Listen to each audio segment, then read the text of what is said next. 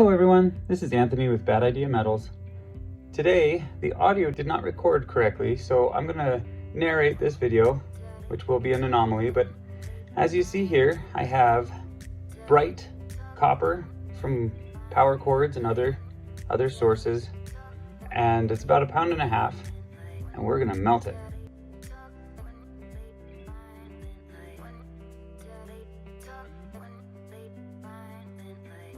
As I've never melted anything in my forge before, I am doing my best to sort the metal as we go along. We are going to do this in a series of batches.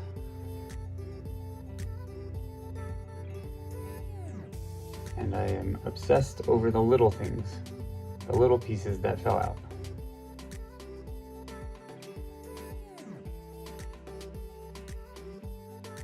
I learn a lot from this first melt.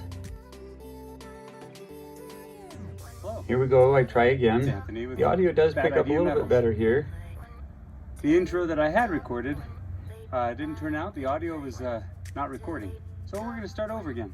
I've already measured about, it's about 1.5 pounds of copper. I've got another part to put in. We'll see how much we can get in. We're going to make bars out of copper today.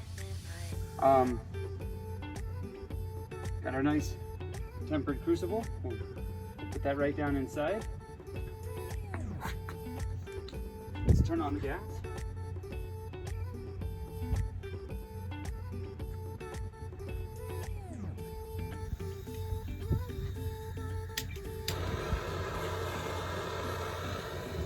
I figured out how to light the forge without it blowing up in my face, and kept in mind that I have to move faster.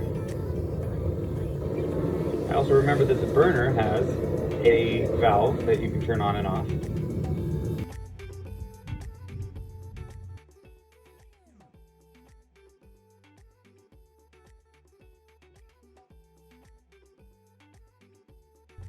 Oh, look at that. I'm so excited with that video right there.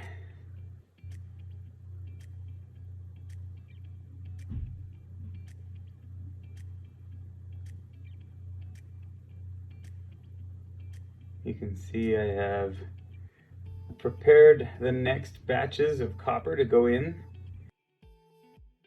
Wasn't sure if it was going to splash molten copper, so I took my time, but you see the smoke coming off my gloves. I took a little too long there.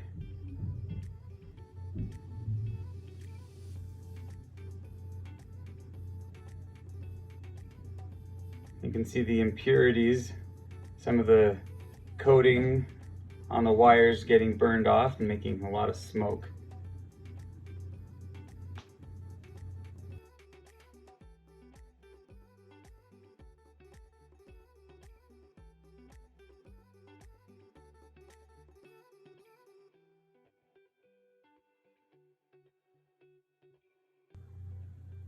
Not sure exactly when it happens, but one of these times that I'm messing with the stick, trying to put copper down in, I singed the hair off my arms.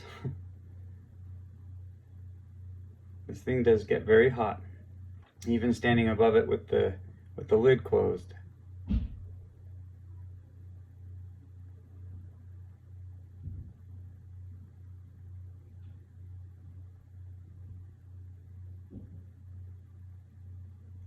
I do like dropping things through the top.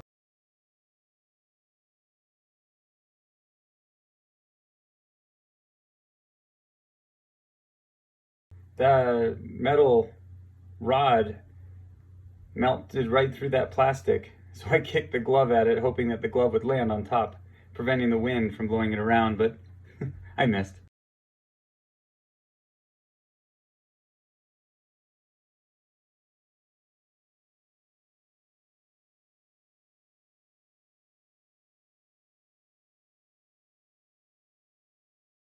I'm trying to get all the wires to go down into the crucible so that it wouldn't melt over the side. As always, you should preheat your mold and any other equipment that you're going to use Otherwise, any moisture can flash boil and either break, explode, or cause splashing. So to prevent that, you want to preheat. All right, the preheating done. It's time to see what we have.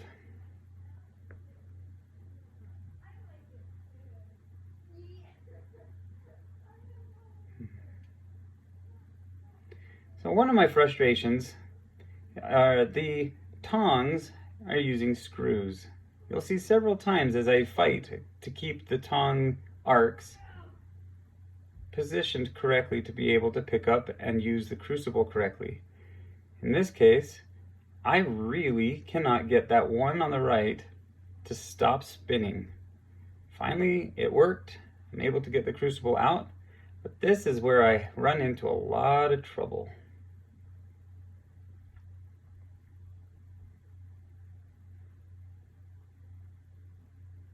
Having only one set of tongs for this video, I needed a lifting set and a pouring set. We'll get there in a minute. But first, I'm going to burn my hand.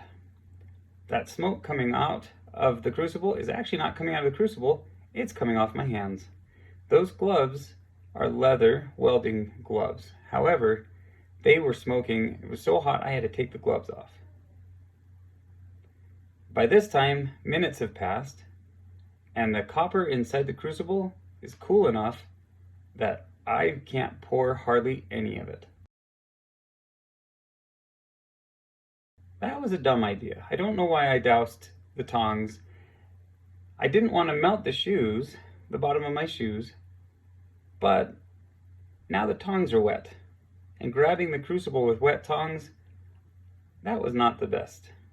Not recommended. But now I try to pour, and very little copper is still fluid.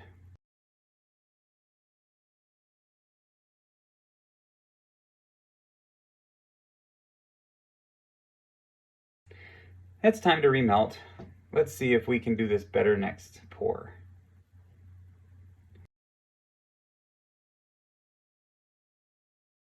Okay, I've taken that little piece out of the mold.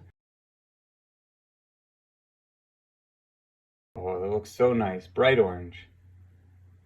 We have to get to it quickly. Now there isn't any significant slag because the wires were already bright copper. There was no plastic. Okay, let's try this again.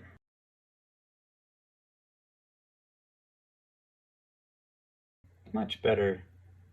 That is a much better pour.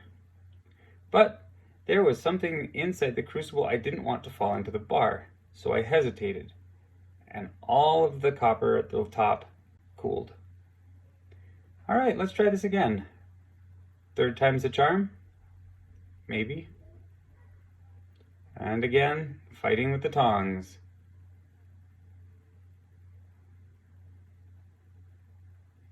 All right, last try. Do we get it all out?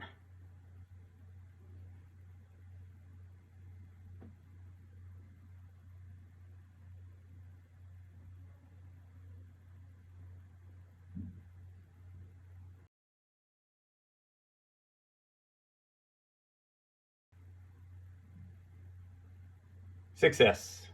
Everything is out. Not the prettiest bars, but I have my first copper pour ever.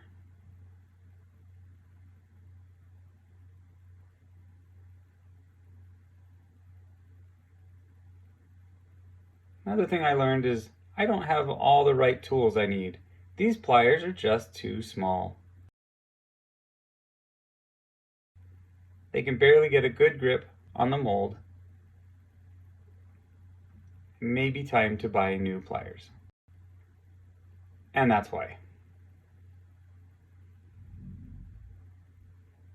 I pick up all the pieces, listen for the satisfying sizzle as each piece goes into the water.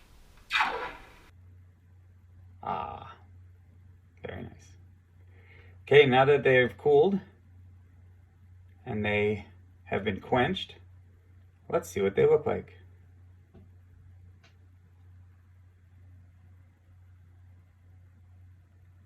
Very nice. It's time to buff them and polish them.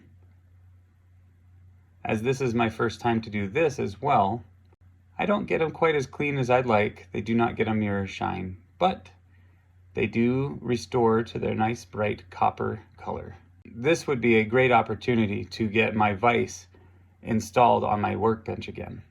I have attachments for my drill, wire brushes, buffing pads, and this is a Dremel that I have abrasive polishing bits and wire brush bits to help grind it down and make it look pretty again. Let's speed this up. This part took me hours as I did a lot of learning and trial and error.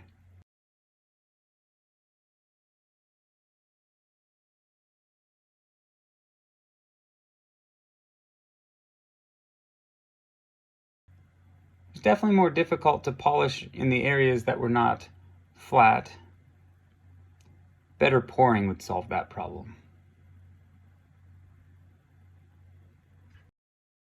So the things I've learned while doing this process are that I need 2 sets of tongs. I need a lifting tong and a pouring set. And there you have it. They look so pretty.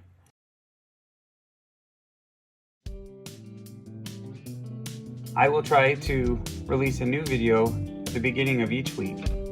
Please support me, like and subscribe,